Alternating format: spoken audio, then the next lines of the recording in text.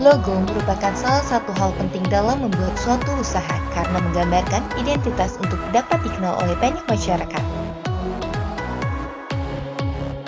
Kita bisa menggunakan aplikasi Canva dan Photoshop dalam mendesain logo. Berikut merupakan cara mendesain menggunakan aplikasi Photoshop.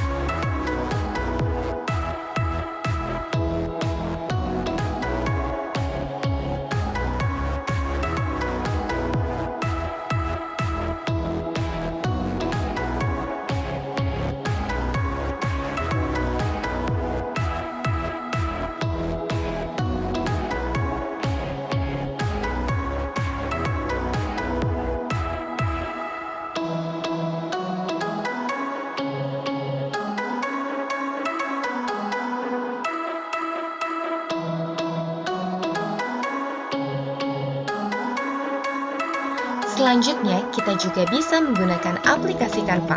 Berikut merupakan cara mendesain menggunakan aplikasi Canva.